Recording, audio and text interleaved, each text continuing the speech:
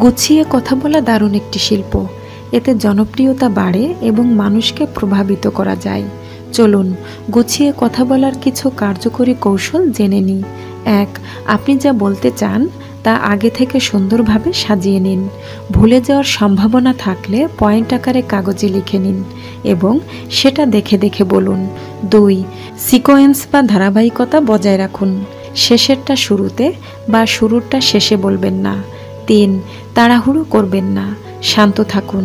খুব দ্রুত বা খুব ধীরে নয়, মিডিয়াম গতিতে কথা বলুন। 4.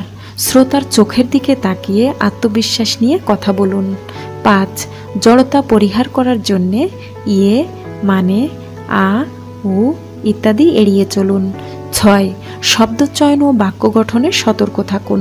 আনঅফিসিয়াল শব্দ ব্যবহার করবেন না, যেমন ফাটাফাটি না বলে চমৎকার বলুন। বাংলা ও ইংরেজি শব্দের সঠিক উচ্চারণ শিখুন। 7. অপ্রয়োজনীয় বিষয় বাদ দিয়ে সংক্ষেপে মূল কথাটা বলুন, তবে দরকার হলে সংক্ষেপে কোনো উদাহরণ টানতে পারেন। 8. আয়নার সামনে দাঁড়িয়ে নিয়মিত চর্চা করুন। কোনো এক সময় দেখবেন মানুষ মুগ্ধ হয়ে আপনার কথা শুনছে।